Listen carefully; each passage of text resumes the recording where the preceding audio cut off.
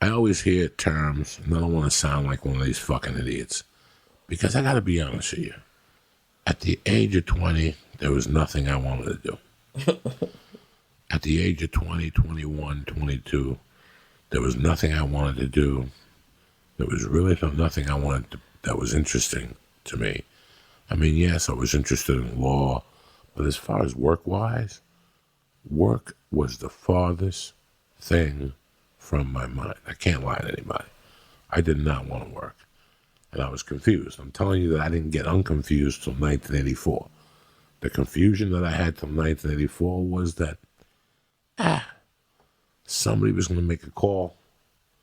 They were going to get me a job, and I was going to make $100,000 a year plus, working 35 hours a week and not busting my balls. I thought I thought that I had it coming to me. I thought because of my mom dying and my situation that I thought that somebody was going to hand me a life, you know. And then in 84, I realized that nobody really hands you a life. Nobody hands you shit. Unless you're born and your father owns a fruit market and his father had it before then and you grow into it. But those first couple of years, you got to pick fruit and work and still cut the lawn and still deal with customers and the whole thing. Then eventually it becomes yours. But unless you have that, you're going to work. I didn't know that. Like most people learn that. You learn it at 16. You know, I was waiting for a payday. If I worked 3 days on a construction site, it's because I was waiting on a payday that was coming. I didn't know from where. Yeah, I mean, there's good and bad to it though. Like it's, and I'm not anywhere near good at it now, but I'm just barely learning. Is like those kind of like I got a job I think at 14, as soon as I could. I got a permit, but that didn't. It made me not very good at being entrepreneurial and working. I'm good. I'm a lot better when someone's like, "Here, this is what we're doing today," or "This is what you have to do," and when it's just here, you do all of it and decide what part we're gonna start on. Like, and that's where the doubt you talked about earlier comes in. Is when you're forced to make all the decisions, and since you were all constantly making decisions, so you got good at it. And it's, I think going from high school to college and working those corporate jobs, there's really not. I mean, you have to decide what classes you're going to take, but once you decide roughly what job you want to do, they tell you what classes you have to take, and then you get to do a few electives. But even then, they don't really count. So It's funny that I use life the same way.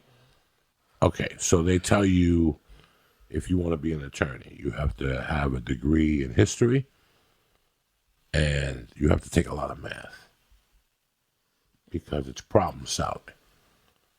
So I've used that in life sometimes. Like I've always said it, I'll say it once, I'll say it 10,000 times. I became a better comic since I started jiu-jitsu. Why? Because it makes me solve problems. When I'm on my back and there's a guy on top of me, I have to decide whether I got to retain guard, try to get him into half guard, or try to sweep him. Those little things, you know, when my daughter trains for Muay Thai and all that shit, they have a few autistic kids, and I see how they start with them. They put them in a different class, and they start up very slow with them. And I see them pick it up.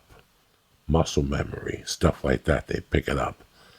And it's the same thing. That's why I do all the things I do, even though I'm a stand-up. Because I want my mind to move. My mind features are only writing and performing. I wanted to do something else. So for my mind, yeah, I go there to lose weight, to be healthy, and so I don't turn into a fat shit. I go to jiu-jitsu. But I also go because it makes me think. And once you stop thinking, so do you see how I use jiu-jitsu just like a college? You know, I go to Muay Thai training the other days. I do that because it makes you think about combinations and uppercuts and looking at weaknesses. So Lee likes to keep his left hand low. I'm going to throw overhand rights at him. it teaches you different strategies. So all these strategies are useful to attack life. You just apply them in a different way. If it's 2 in the afternoon and you ain't high, go fuck yourself. Get out of my face. I want you around me like I want cancer in my ball sack. You know what I'm saying? You're gonna come around here looking at me with your fucking wide eyes, thinking that I'm gonna reform. Go fuck yourself. My morning starts at 5:30 a.m. Either you're there or you're square. You know what I'm saying?